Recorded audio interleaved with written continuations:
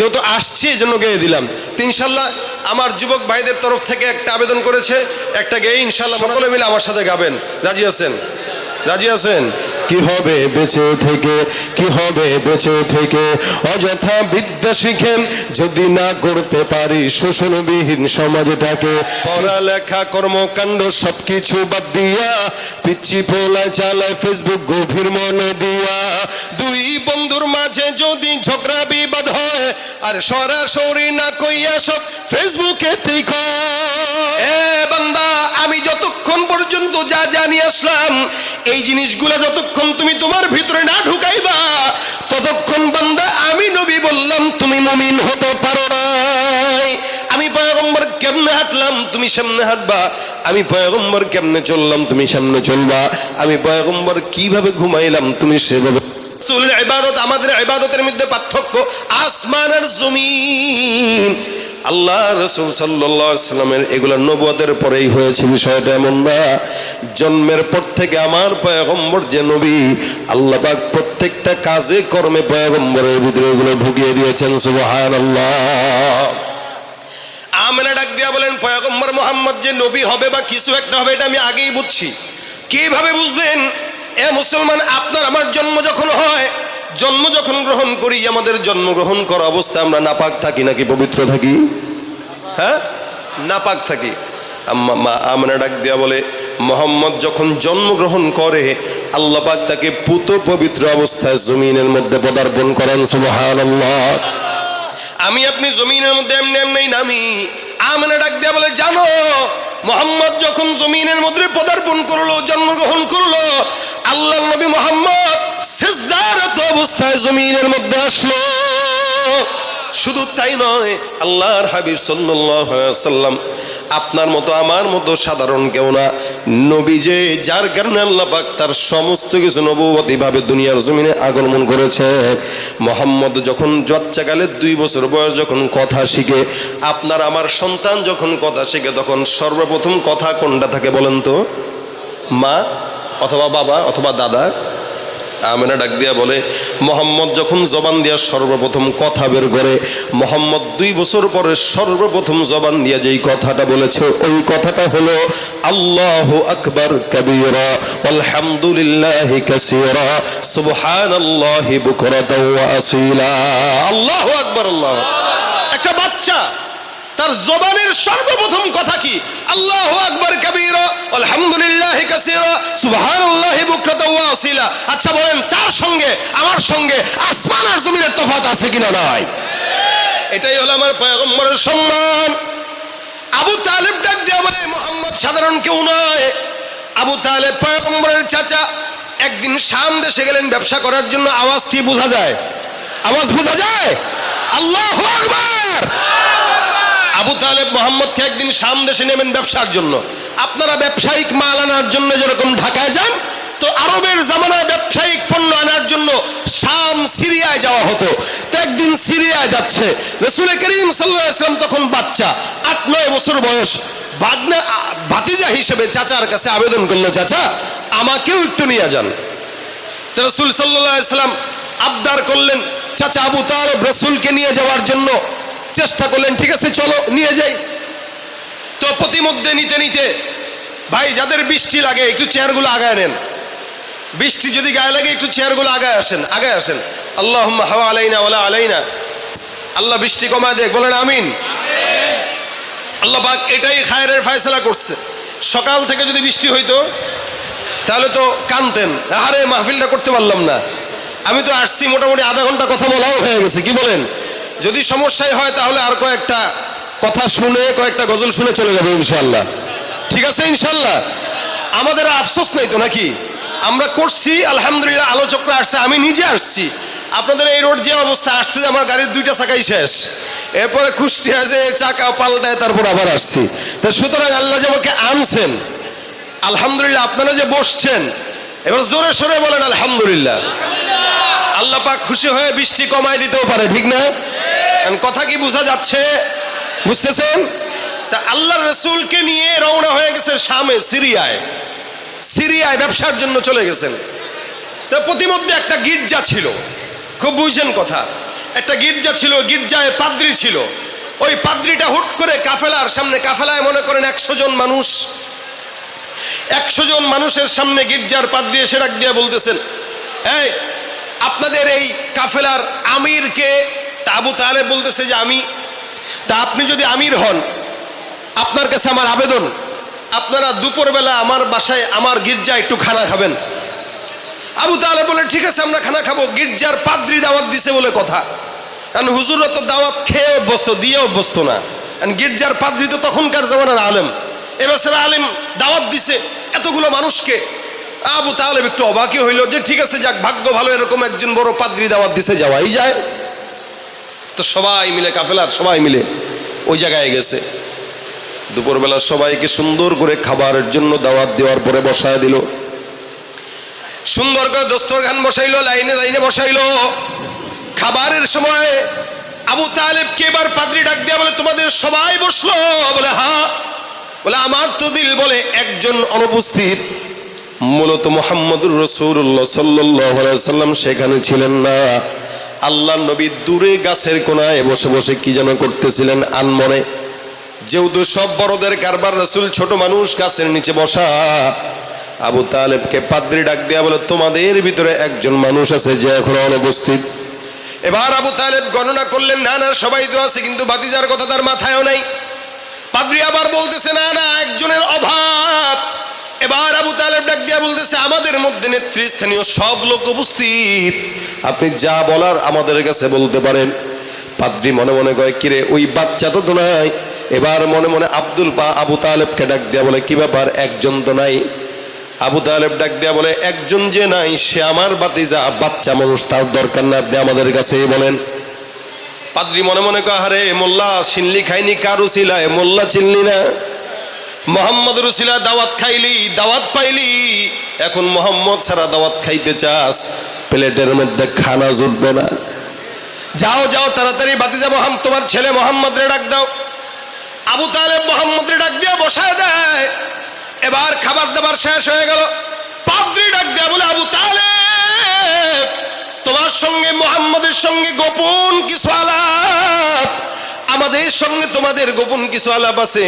এই আলাপগুলো তোমার সঙ্গে আমি একটা গোপন ঘরে যেয়ে করতে চাই। মুহাম্মদকে নিয়ে আবু তালেব ওই পাদ্রী সহ সুন্দর করে চলে গেলেন। এবার আবু তালেবকে পাদ্রী ডাক দেয়া বলে, মুহাম্মদের সঙ্গে কয়েকটা কথা আছে। আবু তালেব মনে মনে কয়, এতটুকু বাচ্চার সঙ্গে আবার কি আলাপ মারবে, আমার তো বুঝে আসে না। পাদ্রী ডাক দেয়া বলতেছে, আবু তালেব মুহাম্মদ এই বাচ্চাটার নাম কি? ততক্ষণ পর্যন্ত পাদ্রী জানে না বাচ্চার নাম কি। এবার ডাক দেয়া বলতেছে, বাবু তোমার নাম কি? আল্লাহর নবী সাল্লাল্লাহু আলাইহি সাল্লাম ডাক দেয়া বলে, আমার নাম মুহাম্মদ। রাসূল সাল্লাল্লাহু আলাইহি সাল্লাম তখনও নবী হয় নাই। পাদ্রী এবার মোহাম্মদ নাম শোনার পর ডাক দেয়া মনে মনে কয়, আরে আলহামদুলিল্লাহ, আমি যেই জিনিস বোঝার জন্য জিজ্ঞাসা করলাম হুবহু এই বাচ্চার সঙ্গে ওই নবীর নাম মিলে গেছে। আমার নাম মোহাম্মদ। আবু তালেবকে এবার পাদ্রী জিজ্ঞাসা করে, বাচ্চা তোমার কাছে আমি যেই যেই প্রশ্নগুলো করব তুমি কসম খায় বলো, লাত উজ্জার কসম, তুমি লাত উজ্জার কসম খায় বলো, সব কথা তুমি সত্য বলবা। মোহাম্মদকে কিসের কসম খাইতে বলে? বলে লাত আর উজ্জা। তখনকার জামানায় মানুষগুলো কসম খাইতো, আফারাআইতুমুল লাত ওয়াল উজ্জা, লাত আর উজ্জা মানাত, এগুলোর কসম খাইতো। মোহাম্মদ ডাক দেয়া বলে, এ পাদ্রী মহোদয় বুঝবেন, আমি মোহাম্মদ লাত উজ্জার নামে কসম খাই না। আমি কসম যদি খাওয়া লাগে আমি আমার আল্লাহ পাক রব্বুল আলামিনের নামে কসম খাই। সুবহানাল্লাহ। আমার কাছে কসম যদি দেওয়া লাগে কার নামে দিবেন? আল্লাহর নামের কসম।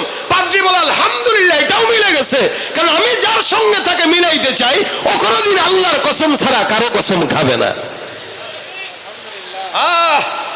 মুহাম্মদুর রাসূলুল্লাহকে এবার ডাক দেয়া বলতেছে, নাই এ বাচ্চা বুঝলাম, এটাও মিলে গেল, বলো দেখি তুমি যখন ঘুমাও কেমনে ঘুমাও? এবার মুহাম্মদ ডাক দেয়া বলতেছে, আমি আবার কেমনে ঘুমাই? আমার যখন ঘুম আসে আমি কিবলার দিকে মাথা দেই, মাথা দিয়া সুন্দর করে ডান কাত হয়ে আমি আমার আল্লাহর নামে শুয়ে ঘুমাই। আচ্ছা, তখন তো রাসূল নবী হয় নাই, সেই কথা পাইলো কোথায়? ডান কাত হয়ে ঘুমাইতে হবে, জানলো কোথায়? আবার মাথাও দিতে হবে এক জায়গায়, জানলো কোথায়? পাদ্রী মনে মনে বলতেছে, হ্যাঁ এটাও মিলে গেছে, সুবহানাল্লাহ। এবার পাদ্রী ডাক দিয়া বলতেছে, মাশাআল্লাহ সব তো মিলে গেছে। আবু তালেব বলে, কি মিলাইতেছেন বুঝলাম না তো। বুঝবেন বুঝবেন, কি নিয়ে যে ঘুরেন নিজেও বুঝেন না।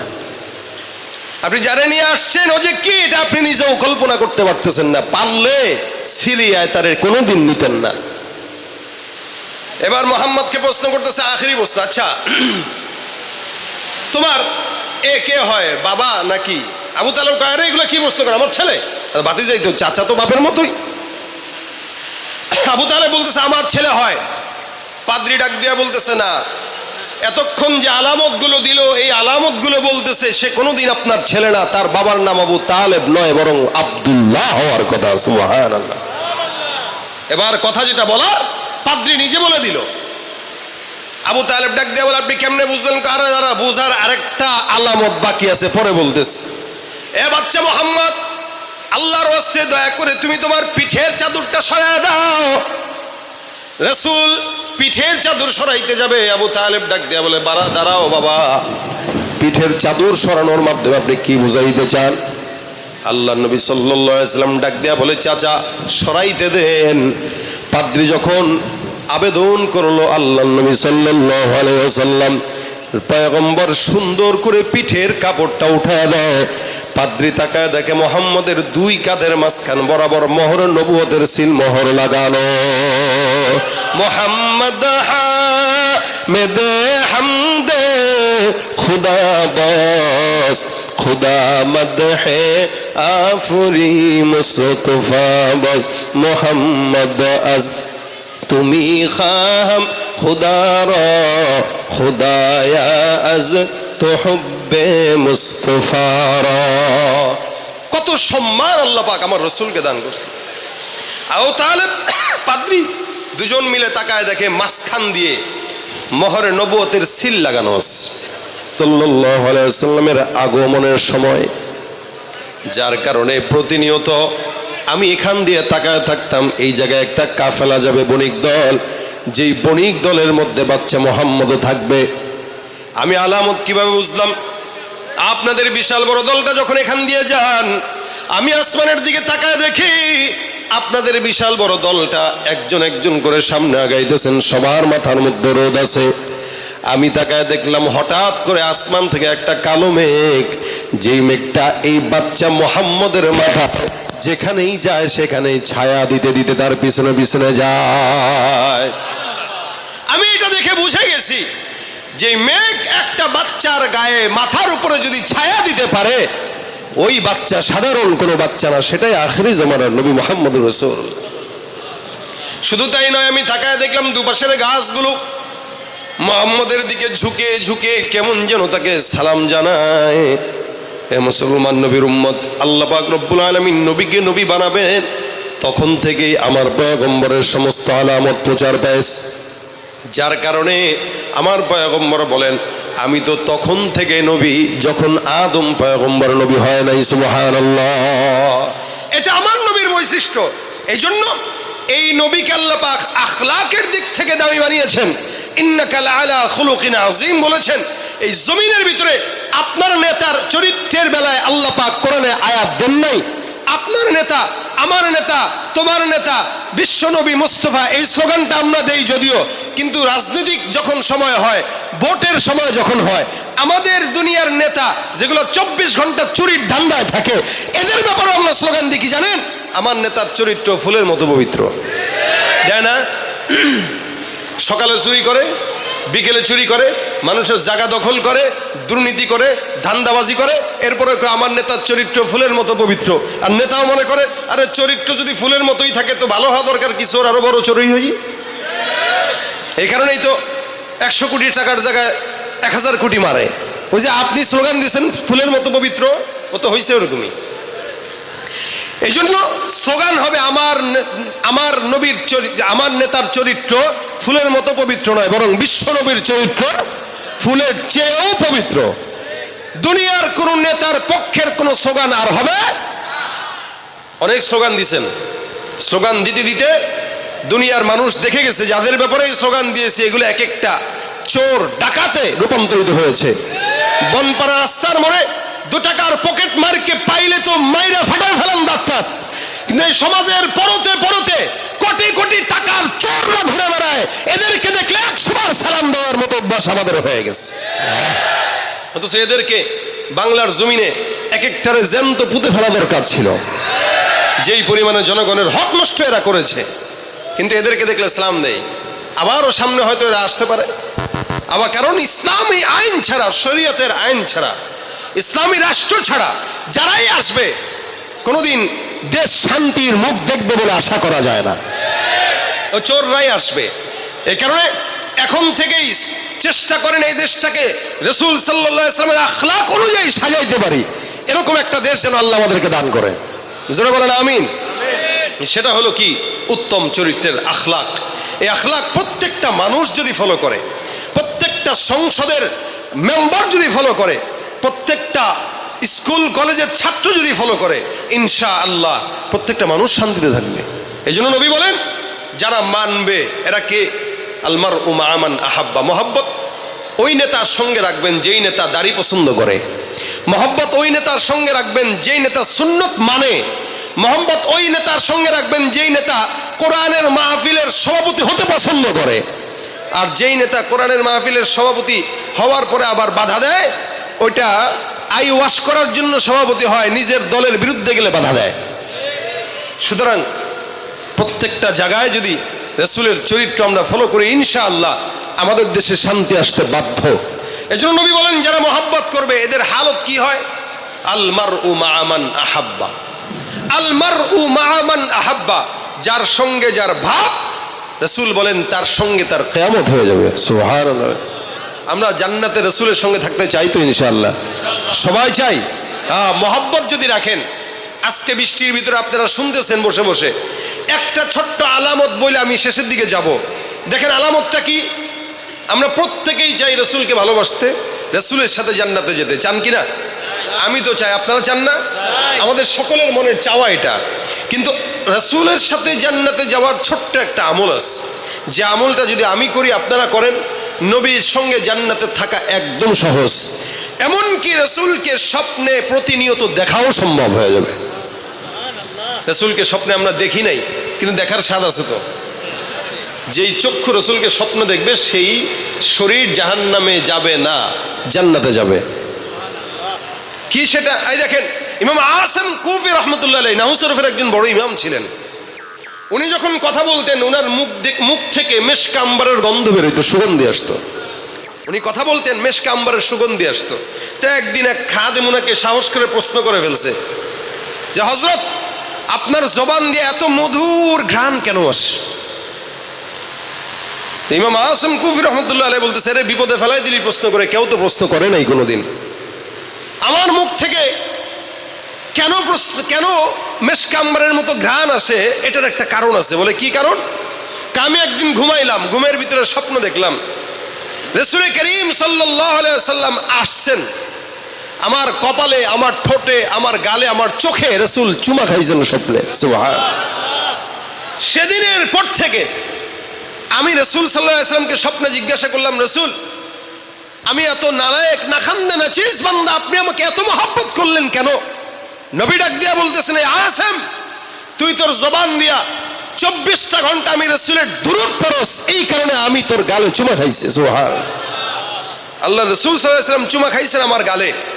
ইমাম আসিম কুফি বলেন, আমি সেদিনের পর থেকে ঘুম থেকে যখন উঠলাম আমি নিজেও অনুভব করি যে আমার জবান থেকে, আমার চামড়া থেকে, আমার গা থেকে আলাদা একটা মেশকা আম্বরের ঘ্রাণ আসে। এটা রাসূলের দুরূদের বরকত। এই জন্য রাসূল করিম সাল্লাল্লাহু আলাইহি ওয়াসাল্লাম বলেন, কেউ যদি দুরূদ পড়ে, মান সাল্লা আলাইয়া সালাতান ওয়াহিদা সাল্লাল্লাহু আলাইহি আশারা, কেউ যদি রাসূলের উপর দুরূদ পড়ে একবার পড়বে তো 10 বার রহমত নাজিল হয়ে যাবে। বলেন সাল্লাল্লাহু আলাইহি ওয়াসাল্লাম। এই যে পড়ছেন একবার, 10টা রহমত হয়ে গেছে, 10টা গুনাহ মাফ হয়ে গেছে, 10 বার সম্মান বুলন্দ হয়ে গেছে। সুবহানাল্লাহ। ছোট্ট দুরূদ, যদিও ছোট্ট, সাল্লাল্লাহু আলাইহি ওয়াসাল্লাম, যদিও ছোট্ট, ফজিলত অনেক অনেক অনেক বেশি ফজিলত। নবী বলেন, আউলান নাস বি ইয়াউমাল কিয়ামা আকসারুহুম আলাইয়া সালাহ। আপনাদের এলাকায় যদি কোনো ভালো একজন সম্মানিত মানুষ থাকে, আপনি যদি তার এলাকায় থাকেন আপনি বলবেন জানেন উনি আমার এলাকার। আর যে লোক তার একটু কাছে থাকে, আরে ভাই আমার 2 বাসা পরে তার বাসা, এর সম্মান আর একটু বেশি। আর যে লোক তার পাশের বাড়িতে থাকে, আরে মেয়ে আমার লগের বাড়িতে থাকে সে। আর যে লোক তার পাশের দরজার ফ্ল্যাটে থাকে, আরে ভাই কি কয় না কয়, চিনি মানে এই যে আমার দরজা, এই যে তার দরজা। আর যে লোক আপন ভাই সে কি বলে, মেয়ে আমার পেটের ভাই, এটা আমার আপন মায়ের পেটের ভাই। তা যে যত বেশি নিকটে সম্মান তার বেশি না কম? বেশি। নবী বলেন আমার কাছে থাকবে, আমার পাশের ঘরে থাকবে, পাশের ঘরে কে, যে বেশি বেশি আমার উপরে দুরূদ পড়বে, জান্নাতে আমার পাশের ঘরে আল্লাহ পাক তাকে বসায় দিবেন। সুবহানাল্লাহ। যে রাসূলের উপর বেশি বেশি দুরূদ পড়বে, রাসূল বলেন আমার পাশের ঘরে জান্নাতে সে থাকবে। আজকে সমাজে রাসূলকে তো মহব্বত করি না, ভারতে আমার রাসূলের বিরুদ্ধে কটূক্তি করতেছে একের পর এক, আর আমরা ঘরের ভিতরে আঙুল চোখে খাচ্ছি। আমরা মনে রাখবেন, রাসূলের অবমাননা যদি আপনার দিলের ভিতরে আঘাত না লাগে, আপনি মুসলমান তো দূরের কথা, আপনি ইমানদার তো দূরের কথা, আপনি ওই সমস্ত বেঈমানদের দোষর হিসেবে চিহ্নিত হয়ে যাবেন। এজন্য বলি, ফ্রান্স যখন আমার রাসূলের কটূক্তি করেছিল, বাংলার আপামর জনতা, তাওহীদি আলেম সমাজ, কৃষক, মজুর, স্কুল কলেজের ছাত্র সবাই মিলে আন্দোলন করে তাদের ব্যবসা লাল বাতি জ্বালিয়ে দিয়েছিলাম। আমরা সেই জাতি যারা 40 মিনিটের মাথায় 1 টন স্বৈরাচারী 16 বছরের সরকারকে বিদায় করতে পেরেছি। আমরা সেই জাতি যারা স্বাধীনতাকে ঋতুবার এনেছি। আমরা সেই জাতি, এখনো ভুলে গেলে চলবে না, ভারতের যে কোনো প্রান্তে হোক, ভারত কেন, আমেরিকা কেন, বিশ্বের যে কোনো প্রান্তে আমার রাসূলকে নিয়ে 1 বিন্দু পরিমাণ কটূক্তি যদি কেউ দেখায়, একজন নয়, কোটি কোটি 18 কোটি মুসলমান একসঙ্গে রাসূলের জন্য শাহাদাত হতে রাজি হয়ে যাবে, রক্ত দিতে, জীবন দিতে রাজি হয়ে যাবে। ঠিক কি হবে?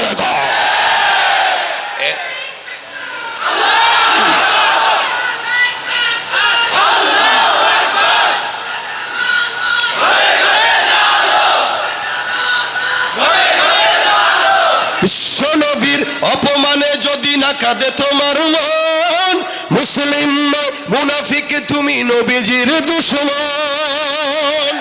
নবীর প্রেমে জীবন দেবে কে আছো নওজোয়ান, তাকবীর তুলে সিংহ যাবে হও তুমি আগুয়ান। রাজি আছে? তোমার বুকে ইমানের বল, জবানে আল কোরআন, ভয় কাঁপে কাপুরুষব আর নরাধম শয়তান। জীবনের চেয়ে বুকে আছে বেশি নবীজির সম্মান, কেমনে তুমি থাকবে বসে হলে তার অপমান। তুমি সাচ্চা মুসলমান, ইমান তোমার ধন, নবীর প্রেমে জাগ্রত তুমি নির্ভীক। আওয়াজ দিয়া, সাচ্চা মুসলমান, ইমান তোমার ধন, নবীর প্রেমে জাগ্রত তুমি। শ্রেষ্ঠ নবীর ব্যঙ্গ করে পাপিষ্ঠ আর বদনসিব, আমরা তাদের ঘৃণা জানাই ধিকি ধিকি ধিকি শতধিক। জাতিসংঘের কাজ কি তবে দর্শক হয়ে থাকবে চুপ, সাম্প্রদায়িক সম্প্রীতি আজ যাচ্ছে ভেঙে পাচ্ছে লোক। আজকে যারা কুলাঙ্গারের পক্ষপাতী করছো সব, তোমরা কেহ ছাড় পাবে না, সত্য ধরা পড়বে ঠিক। বয়কট হবে, ধিক্কৃত হবে, বিশ্ব জুড়ে নিন্দা কুড়াবে। জাগলে মুসলমান, জাগলে মুসলমান, সাচ্চা মুসলমান, ইমান তোমার ধন, নবীর প্রেমে জাগ্রত তুমি নির্ভীক পালোয়ান। তুমি সাচ্চা মুসলমান, নবীর প্রেমে জাগ্রত তুমি নির্ভীক পালোয়ান। নিষ্ঠ উদার দয়ার আধার রহমাতুল লিল আলামিন, তার অপমান করছে যারা দুষ্ট ইতরা শালীন। তার পরশের ছোঁয়া পেল ইউরোপ থেকে সুদূর চীন, তার সামনে কেউ বললে কথা মানবে না তা এই জমিন। কেউ কখনো কোথাও যদি সাহস দেখায় ফের এমন, মুসলিম জাতিসংঘ গড়ে জবাব দিবে বীর মুমিন। ঘেরাও করো ওদের গদি, ভুলের ক্ষমা না চায় যদি জোরে হাকো জান, জোরে হাকো আজান, সবাই সাচ্চা মুসলমান ঈমান তোমার ধন, নবীর প্রেমে তুমি সাচ্চা মুসলমান, নবীর প্রেমে জাগ্রত তুমি নির্ভীক পালোয়ান, তুমি সাচ্চা মুসলমান ঈমান তোমার ধন, নবীর প্রেমে জাগ্রত তুমি নির্ভীক পালোয়ান। লিল্লাহি তাকবীর। রাসূলের প্রেমে, রাসূলের জন্য, রাসূলের মহব্বতে নিজের থেকেও যদি রাসূলের প্রতি মহব্বত না থাকে মুমিন হতে পারবে না। এই জন্য ভাইরা আমার, মহব্বত করতে গেলে, রাসূলের পাশে জান্নাতে থাকতে গেলে আমল কয়টা? একটা, রাসূলের উপরে বেশি বেশি দুরূদ পড়েন, অটোমেটিক মহব্বত তৈরি হয়ে যাবে। নবী করিম সাল্লাল্লাহু আলাইহি সাল্লামের নামের মহব্বতের দুরূদ এত ফজিলতপূর্ণ, যত বিপদ আপদ হোক, যত মুসিবত হোক, আপনার মুসিবত যদি পাহাড় সমানো হয়, আপনি ইখলাসের সাথে দিলে ইয়াকিন রেখে দুরূদ পড়ার আমল শুরু করে দেন, ইনশাআল্লাহ বিপদ দূর হয়ে যাবে। বিশ্বাস যদি না হয় আজকে থেকে শুরু করেন, কালকে কোনো বিপদে পড়ছেন দুরূদ পড়েন, দেখবেন বিপদ দূর হয়ে গেছে। ক্ষেত খামারে ফসল নাই, দুরূদ পড়েন, ফসল হয়ে যাবে। বিবাহ হয় না, দুরূদ পড়েন, বিবাহের ফায়সালা হয়ে যাবে। ব্যবসায় বরকত নাই, দুরূদ পড়েন, বরকত হয়ে যাবে। দুরূদ এমন একটা জিনিস, দুরূদ কেউ পড়বে, রাসূল সাল্লাল্লাহু আলাইহি সাল্লাম বলেন, প্রতি শুক্রবারে আমার কাছে বান্দার আমলনামা আমার কাছে ফেরেশতারা পৌঁছায় দেয়। সুবহানাল্লাহ। নাম সহ, বাবার নাম সহ, ঠিকানা সহ সব রাসূলের কাছে পেশ করা হয়।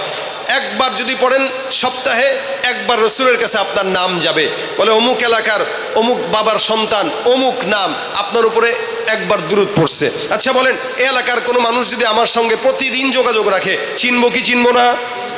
চিনব। যত বেশি রাখবে তত বেশি চিনব। ঠিক তেমনইভাবে আপনি প্রতিনিয়ত সকাল সন্ধ্যা যদি 100 বার করে দুরূদ শরীফ আদায় করেন, আর ইন্তেকালের পরে রাসূল যখন আপনাকে দেখবে সাথে সাথে চিনবে। কেন?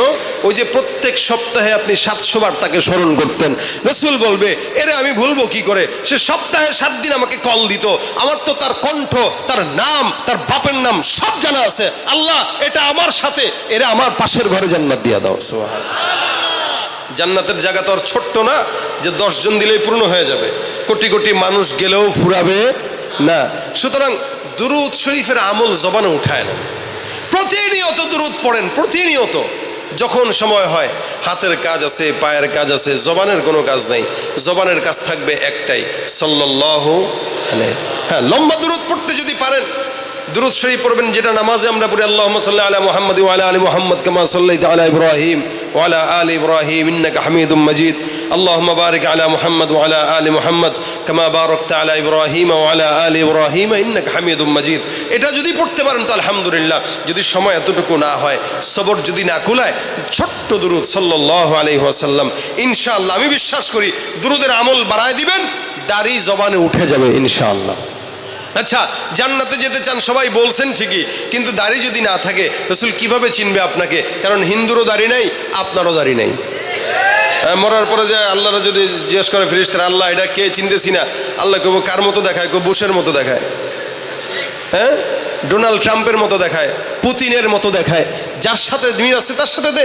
আর যদি দাড়ি থাকে সুন্দর, ঈমান আমল একটু কম থাকলেও আল্লাহ পাক বলবেন রাসূলের সঙ্গে যেহেতু মিল আছে, যা রাসূলের সাথে জান্নাত দিয়ে দে যা।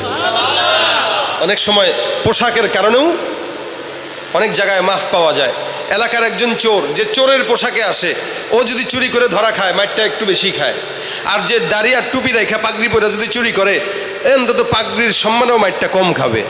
কারণ মানুষ মনে করবে কি, সে আদতে চোর না, অভাবে পড়ে চোর হয়েছে। ঘুষি দেওয়ার আগে আরে পাগড়ি পরা একটা মানুষকে কেমনে ঘুষি দিবি, পাগড়িটা খোল বা জুব্বাটা খোল, তারপরে মাইর দে দুইটা। হ্যাঁ, এটা কেন? বলে পোশাকের কারণে।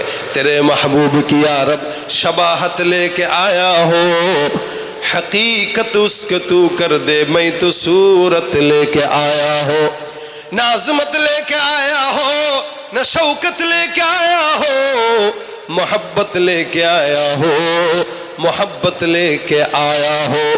আল্লাহর কাছে এতটুকু বলতে পারবো, আল্লাহ তোমার কোনো আমলদার কোনো কিছু নিয়ে আসতে পারি নাই আমলের, কিন্তু তোমার হাবিবের সুরত নিয়ে আসছি, মহব্বত নিয়ে আসছি।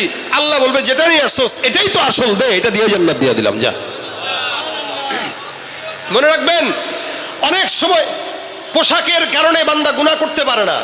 যেমন একটা মানুষ স্বাভাবিকভাবে প্যান্ট শার্ট পরলে দাড়ি না থাকলে সিগারেট টানতে পারে, কিন্তু আমার মতো পাগড়িওয়ালা রাস্তায় দাঁড়া সিগারেট টানলে আপনারাই আমার বকা দিবেন, ঠিক না?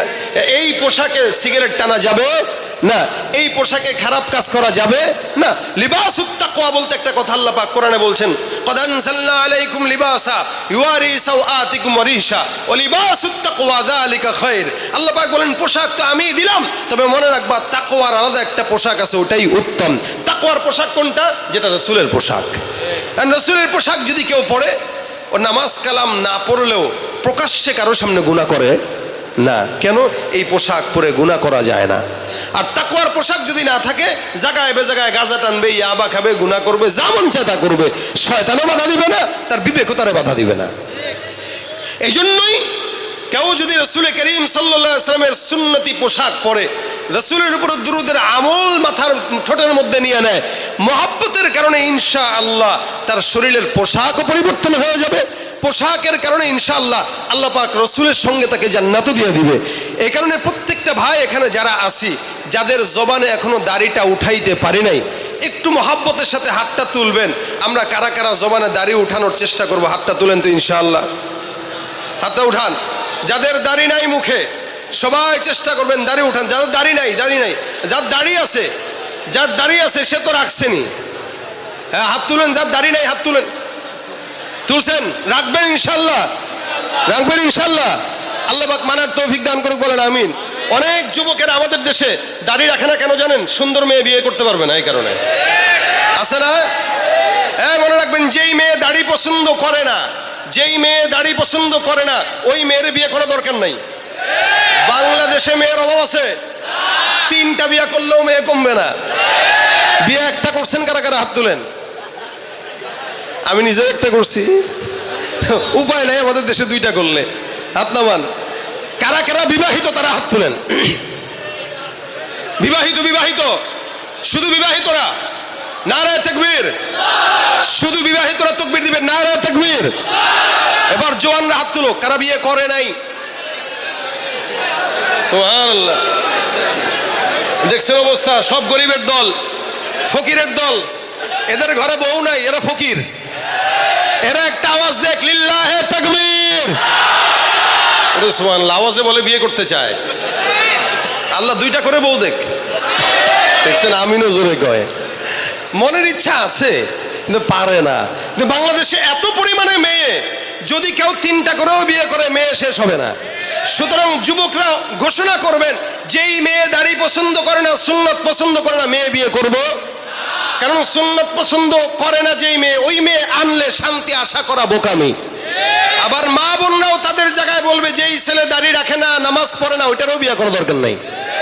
এই সমস্ত ছেলে বিয়ে করার চেয়ে না করাই ভালো। আমাদের দেশে তো এখন মেয়েরা আসলে বিয়ে বসে না, মেয়েরা বিয়ে করে। মেয়েরা এখন বিয়ে করে, যার কারণে এখন মেয়েরা স্বামীদেরকে চালায়, আবার মেয়েরাই ডিভোর্স দেয়। আল্লাহ পাক যেন ছেলেদেরকে বিয়ে করার তৌফিক দেয়, আর মেয়েদেরকে বিয়ে বসার তৌফিক দেয়। মেয়েরা বিয়ে করলে খুব ঝামেলা। বিয়ে করা মানে আপনি বউ হয়ে যাবেন আর সে স্বামী হয়ে যাবে, আর কি। কি ঠিকটা হচ্ছে না? যাক, কথা এটা না। প্রত্যেকটা যুবক সুন্নাত অনুযায়ী আমল করবো তো ইনশাআল্লাহ। আজকে থেকে নিয়ত করেন, দুরূদ শরীফের আমলটা আমরা সবাই করব। 5 ওয়াক্ত নামাজের পরে অন্তত 10 বার করে যদি পড়েন, দিনে কতবার? হ্যাঁ, 50 বার। 50 বার করলে এনাফ, আর কিছু লাগে? 50 বার করে প্রতিদিন পড়বেন ইনশাআল্লাহ। রাসূলের দুরূদের বরকতে আপনার গায়েও সুন্নত চলে আসবে, রাসূলের প্রতি মহব্বত আপনার তৈরি হয়ে যাবে ইনশাআল্লাহ। আমরা তো এখন 24টা ঘন্টা যখনই সময় হয় ফেসবুক মোবারকে সময় কাটাই। আমাদের কাজই এটা। একটু সময় পাইলে মোবাইলে ঢুকে যাচ্ছি, একটু সময় পাইলে ইউটিউবে ঢুকে যাচ্ছি, একটু সময় পাইলে ফেসবুকে ঢুকে যাচ্ছি। আর ফেসবুকেতে মাশাআল্লাহ দিলে যত প্রকার গালাগালি, শত্রুতা সব এখন ফেসবুকে চলে। সরাসরি দেখলে সালাম, ফেসবুকে দিয়া গালি। আছে না নাই?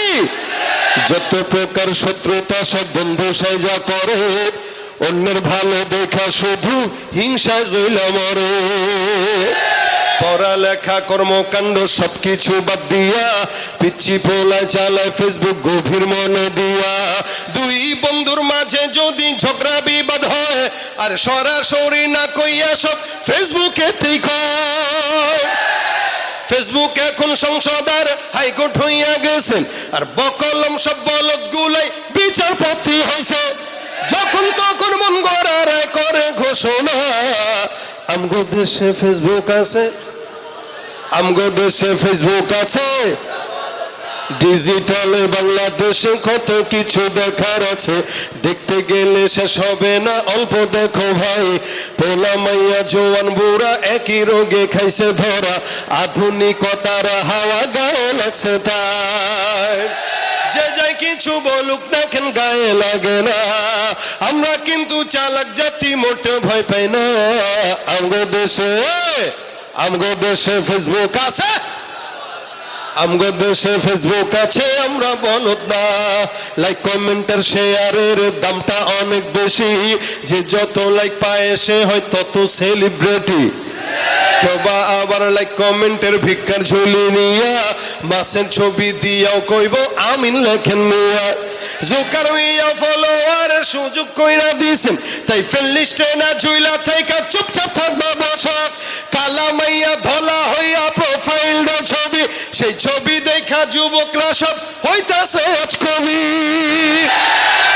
আসলে তো ফেক আইডি সব মাইয়ার আইডি না, পোলায় পোলায় চলতাছে প্রেম নিজেও জানে না।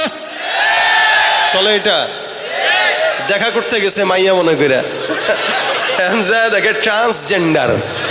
কি জেন্ডার? বাংলাদেশে এলজিবিটি কিউ ঢুকানোর চক্রান্ত চলতেছে। ট্রান্সজেন্ডার সমকামিতার পায়তারা করতেছে একদল। মনে রাখবেন, যারা বাংলার মানুষের শিক্ষা ব্যবস্থায় ট্রান্সজেন্ডার সমকামিতা ঢুকাইতে চাবে, এক একটাকে ধরে ধরে লুঙ্গি প্যান্ট খুইরা ট্রান্সজেন্ডার হুজরা বানায় দিতে হবে। ঠিক করে ধরে তো খুব সাবধান থাকবেন। এরা আবার দিন শেষে মাদ্রাসার হুজুরদের উপরে অপবাদ দেয়, হুজুররা সমকামিতা করে। হুজুরদের সমকামিতা করে যদিও যারা বলে এদের কথা অনুযায়ী 100টার ভিতরে হয়তো 10টা করে ধরলাম। আর এরা তো আজান দিয়া সমকামিতার প্রমোট লাগায় তারপরে সব জায়গায় সিম্বল ব্যবহার করতেছে। এদেরটা দোষ নাই। ওই যে অবস্থা হয়েছে কি, সে চুরি করছে, যে চুরি করছে ও আরেকজনকে চোর, নিজের চোরটা ঢাকার জন্য অন্য 10 জনের চোর বলে। এরা করে সন্ত্রাসী আর দোষ দেয় মুসলমানের উপরে। ঠিক কিনা যখন? এই জন্য সাবধান থাকবেন, খুব সাবধান। ফেসবুকে মেয়ের আইডি পাইলেই হাই একটা মেসেজ দিয়েন না। মেয়ের আইডি পাইলেই হইছে, মেয়ের আইডি পাইলে মাথা নষ্ট। এই জন্য ভাইরা সাবধান খুব। যুবক ভাইরা যারা ফেসবুক চালান, ফেসবুকটা একটা ভালো প্ল্যাটফর্ম। এই প্ল্যাটফর্ম দিয়া দিনের কাজ করব, কোনো শত্রুতা গালাগালি করব। এই ফেসবুক দিয়া চাইলে দিনের খেদমত করতে পারবেন, চাইলে নিজে গুনাহ কামাইতে পারবেন। আপনি কি করবেন এটা আপনার হিসাব। এই জন্য ভালো ভালো কোরআন হাদিস সুন্নাহ থেকে পোস্ট করব। এমন কোনো পোস্ট, এমন কোনো কমেন্ট করব না যেটার দ্বারা দ্বন্দ্ব হয়, যেটার দ্বারা ক্ষতিগ্রস্ত হয়, সমাজের ভিতরে ফিতনা হয়। ইনশাআল্লাহ আল্লাহ আমাদেরকে হেফাজত করুক, বলেন আমিন। ব্যাস একটা কথা শেষ কি, আমরা সকলেই মিলে আজকের পর থেকে নিয়ে যখন সময় হয়, সুযোগ হয়, জবান দিয়ে একটা আমল করব। প্রত্যেকেই, যুবক বৃদ্ধ মা বোন যারা আছেন সবাই মিলে একটা আমল। সেটা কি? দুরূদ শরীফ। বলেন কি? যখন সময় হয় রাসূল সাল্লাল্লাহু আলাইহি ওয়াসাল্লামের শানে দুরূদের আমল আমিও করব, আপনারাও করবেন। ইনশাআল্লাহ আশা করা যায় রাসূলের সাথে জান্নাতে থাকবো। আল্লাহ পাক তৌফিক দান করুক, বলেন আমিন। আজকের এই মাহফিল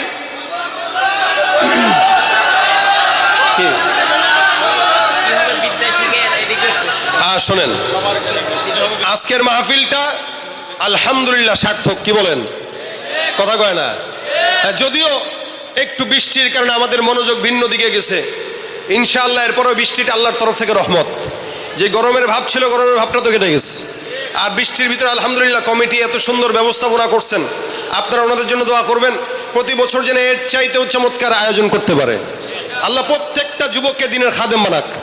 এই যাদেরকে দেখতেছি এদেরকে জবানে দাঁড়িয়ে উঠানোর তৌফিক দান করুক। 5 ওয়াক্ত নামাজি বানায় দেখ। জোরে বলেন আমিন।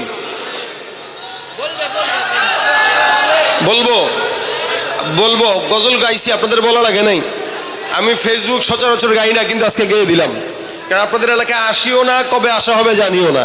যেহেতু আসছি এই জন্য গেয়ে দিলাম। তো ইনশাল্লাহ আমার যুবক ভাইদের তরফ থেকে একটা আবেদন করেছে, একটা গেয়ে ইনশাল্লাহ মোনাজাত দেব, সকলে মিলে আমার সাথে গাবেন। রাজি আছেন? রাজি আছেন? কি হবে বেঁচে থেকে, কি হবে বেঁচে থেকে, অযথা বিদ্যা শিখে যদি না করতে পারি শোষণবিহীন সমাজটাকে। কি হবে বেঁচে থেকে, কি হবে বেঁচে থেকে, কি হবে আলেম হয়ে ইমাম সেজে সমাজেতে পারো যদি সত্য কথা উচ্চ স্বরে না বলিতে।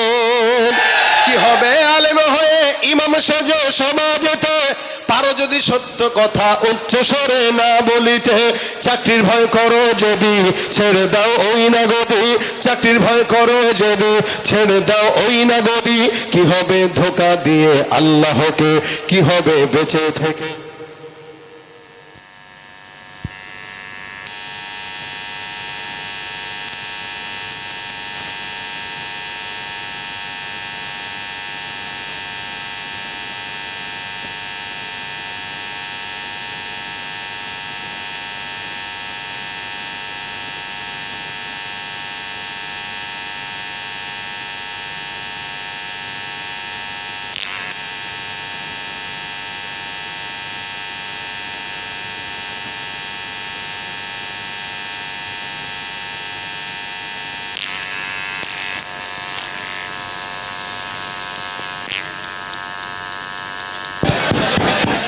কি হবে বেঁচে থেকে, কি হবে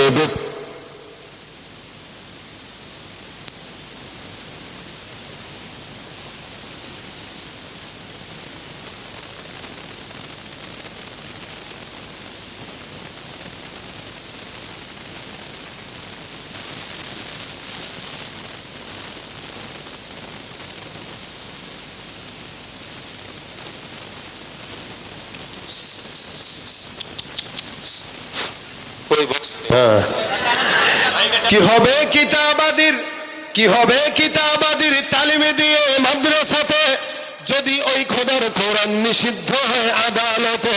কি হবে কিতাবাদির তালিমে দিয়ে মাদ্রাসাতে যদি ওই খোদার কোরআন নিষিদ্ধ হয় আদালতে। কাফনের কাপড় মাথায় ময়দানে আয় ছুটে আয়, কাফনের কাপড় মাথায় ময়দানে আয় ছুটে আয়। কি হবে ধোঁকা দিয়ে বিবেকটাকে, কি হবে ধোঁকা দিয়ে বিবেকটাকে। কি হবে বেঁচে থেকে অযথা বিদ্যা শিখে যদি না গড়তে পারি শোষণবিহীন সমাজটাকে। কি হবে বেঁচে থেকে, কি হবে বেঁচে থেকে, কি হবে বেঁচে থেকে। একে একে শেষ করেছি সবার দেখা হলো শেষ, দেখতে দেখতে গোল্লায় গেল আমার সোনার বাংলাদেশ। একে একে শেষ করেছি সবার দেখা হলো শেষ, দেখতে দেখতে গোল্লায় গেল আমার সোনার বাংলাদেশ, দেখতে দেখতে গোল্লায় গেল আমার সোনার বাংলাদেশ। যাদের হাতে যায় ক্ষমতা দেশ যেন বাপার ভিটা, রাখতে চেয়ে শুরু করো বিদেশিদের পাচাটা। যাদের হাতে যায় ক্ষমতা দেশ যেন বাপের ভিটা, রাখতে চেয়ে শুরু করে বিদেশিদের পাচাটা। বিদেশিদের কথা মতো চালায় তারা নিজের দেশ, বিদেশিদের কথা মতো চালায় তারা নিজের দেশ। দেখতে দেখতে গোল্লায় গেল আমার সোনার বাংলাদেশ। কেউ দিল না সবাই নিল আমরা যে কলুর বলদ, সারা বছর নেয় না খবর নির্বাচনে খুব দরদ। কেউ দিল না সবাই নিল আমরা যে কলুর বলদ, সারা বছর নেয় না খবর নির্বাচনে খুব দরদ। নির্বাচনের আগে নতা ধরে কত রকম বেশ, দেখতে দেখতে গোল্লায় গেল আমার সোনার বাংলাদেশ। একে একে শেষ করেছি সবার দেখা হইল শেষ, দেখতে দেখতে গোল্লায় গেল আমার সোনার বাংলাদেশ। আল্লাহ পাক সোনার বাংলাদেশ হিসেবে কবুল করুক, ইসলামী শরিয়া মোতাবেক দেশ পরিচালিত করার তৌফিক দান করুক। সকলে দুরূদ শরীফ পড়ুন। আল্লাহুম্মা সাল্লি আলা সাইয়্যিদিনা ওয়া নাবিয়্যিনা ওয়া শাফিঈনা ওয়া হাবিবিনা ওয়া মাওলানা মুহাম্মদ সাল্লাল্লাহু আলাইহি ওয়া আলা আলিহি ওয়া আসহাবিহি ওয়া বারিক ওয়া সাল্লিম। আস্তাগফিরুল্লাহ রাব্বি মিন কুল্লি যামবি ওয়া আতুবু ইলাইহি, লা হাওলা ওয়া লা কুওয়াতা ইল্লা বিল্লাহিল আলিয়্যিল আযীম। এই প্রত্যেকটা যুবক যারা, প্রত্যেকটা যুবকদের জন্য আমরা দোয়া করি আল্লাহ পাক এই যুবকদেরকে যেন কবুল করে। সকলের জন্য দোয়া করব। প্রত্যেক বছর এই মাহফিলটা যারা করে, কষ্ট করে, মুজাহাদা করে, আল্লাহ পাক এই প্রত্যেকটা যুবকদেরকে এই মাহফিলটা সুন্দরভাবে পরিচালিত করার তৌফিক দান করুক। হ্যাঁ, اللهم أنت السلام ومنك السلام ربنا ظلمنا أنفسنا وإن لم تغفر لنا وترحمنا لنكونن من الخاسرين ربنا هب لنا من أزواجنا وذرياتنا قرة أعين واجعلنا للمتقين إماما আর রব্বুল আলামিন মাগরিব থেকে এই পর্যন্ত গুনাহগার বান্দারা গুনাহের বোঝা মাথায় নিয়ে আল্লাহ তোমার দরবারে হাত তুলছি মেহেরবানি করে আমাদের গুনাহ খাতা মাফ করে দাও আয় আল্লাহ আমাদের সমস্ত সওয়াবগুলো মদিনার রওজায় পৌঁছায় দাও আয় আল্লাহ আলোচনা যদি ভুল ত্রুটি থাকে আল্লাহ ক্ষমা করে দাও সওয়াবগুলো মদিনার রওজায় পৌঁছায় দাও আয় আল্লাহ মেহেরবানি করে আমাদেরকে আমল